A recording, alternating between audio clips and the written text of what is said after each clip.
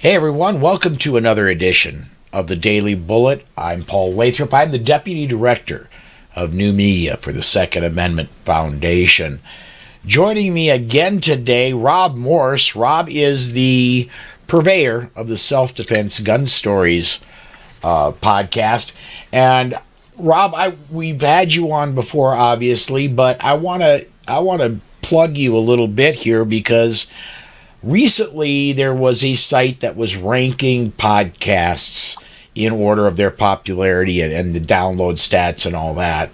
And I thought I was doing really good by winding up getting the Polite Society podcast in the top 2%, when Rob Morse shows up in the top 1% with Self-Defense Gun Stories. Congratulations on getting it there, man. That was at Listen Notes, Paul, and I didn't even know they were a thing. Congratulations. That I think there are over 1 million unique podcasts, and you were telling us that most of them survive a couple dozen episodes and then they go away. Yeah. You're with Polite Society. You're out at 5 something now, 500 plus. Oh yeah, we're getting close to 6. Right.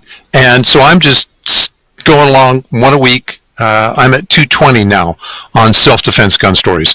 It's when you are a podcaster and you're in the few percent, you're at 2. I had just snuck under 1.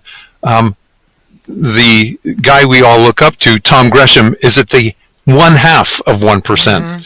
So the last 0.5% is a steep climb. Yes, it is.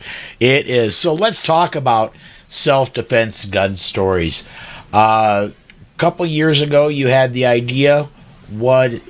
Describe what Self-Defense Gun Stories is. We have examples every day in the United States where our neighbors defend themselves with a gun. They do a great job. One thing I wondered was, were they lucky, or is what they did really best practice? Also, unfortunately, a lot of what they did never makes the national news. So your local druggist stopping an armed robbery where the guy was there to steal narcotics is local news, seldom makes it across country, and therefore we think it never happens unless it happens in our local town. And I wanted to collect those stories, see what our neighbors are doing, look at how they're doing it, and really go, okay, for us, what can we learn from it? What is best practice? Okay. Now you have really top level self-defense instructors join you every week on your show, and you go through and you for instance, was it appropriate for the victim to do this at this time, or what could they have done better? And from our interactions on Polite Society podcast, I know for a fact that quite often some of the commentary is going to be, I wonder what the toxicology is going to show. What was this guy on when he did that? Right. No, I actually enjoy that with you. I don't say that on Gun Stories. I have 8 different firearms instructors that come on once a week. So each one, if things worked out, it would be every 2 months. It turns out to be they have busy lives. They come on a little more often than that because people drop out. And they described their own experience where they learned about a particular topic. Oh, there are times I have to carry off body. Oh, if I'm going to make a long road trip, do I change it? Do I mount it under the dash? I don't leave it in the glove compartment. What do I do? Paul, you have those experiences yourself. Oh, you're going into a non-permissive state. What do you do when you cross Illinois, when you cross parts of New York? When did they learn it? When do their students ask about it? How do their students get to practice it? Or is this theoretical knowledge and we're all discovering it on our own? That sort of thing. Okay. So here's the general generic question. Of your podcasts and of all the self-defense gun stories that you've covered, are there any that really stick out in your memory as this one was particularly traumatic, or that one the victim did a particularly good job, or maybe did a particularly bad job? I'm going to answer that in two parts. The first part is you and I are off the chart, and you and I hardly think of ourselves that way, because we've taken any training after we got our concealed carry permit. Mm-hmm. So most of the people I write about probably don't have their permit. It's probably about a 50-50 mix. And occasionally, you'll find somebody who's been in an advanced training class. There was a particular, now to answer the second part of your question, there was a particular young black man, had just got his carry permit in Illinois, had just gone to a several-day course. Kevin Dixie, Tony Simon, I'm trying to think who else might have been there. I'm not sure if... anyway, and he comes back home, picks up his son, and is walking to the car. His shooting buddy is still in the car. They're gonna drop the shooting buddy off, and a gang member is having the 2-minute hate. He's cutting a video cussing out black people because he's in a Hispanic gang, and he sees this black man and his kid walk by the back fence, and he draws, the gang member draws and shoots at our defender. Now, this guy, within the last 3 days, has put about 800 rounds down range. Mm-hmm. So his instincts are about as tuned as they're going to get. And he fires 3 shots. His attacker drops. He grabs his kid, runs out of the alley, and goes, "You'll never believe what just happened. Call 911." And it played. Our defender gets interviewed by detectives a couple times, and things worked out. His assailant was a pretty prominent gang member. He did just what he should have. He shot when he should. He stopped shooting when he should. He took care of his son, his partner, and there were other people around. They weren't other eyewitnesses, but they were ear witnesses. So you can hear the cussing done by this gang member at this guy. I didn't say anything. I'm just walking down the street. So all the corroborating evidence pointed to the fact that what happened was exactly what this guy said happened. And yep, we've had problems for a long time. And my wife knew a law enforcement officer who called this a public service homicide. Yeah, occasionally it happens. Wow.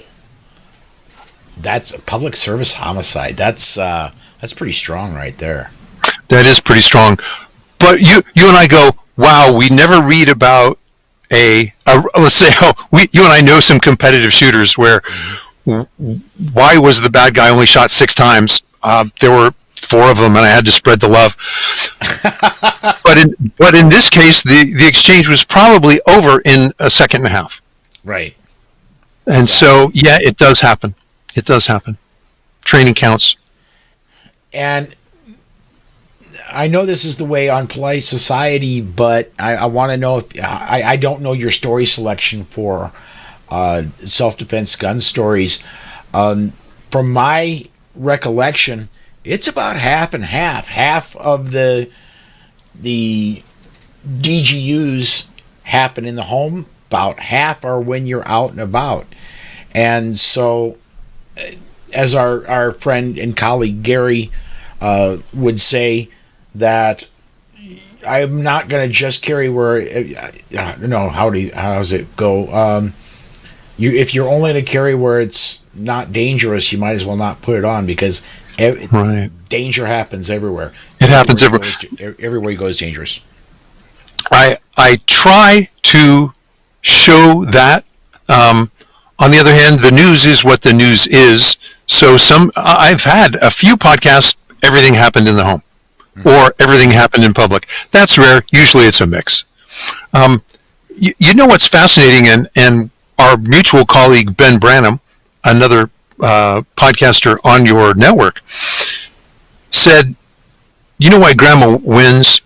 Grandma beats 3 thugs, because tactics can overcome huge advantages. So if people take nothing away, part of the way you win a gunfight is get in a situation where you can't lose. And if you're behind, rather than engage your attacker, you retreated into your bedroom, you locked the door, you got behind the bed, the gun's already out and pointed.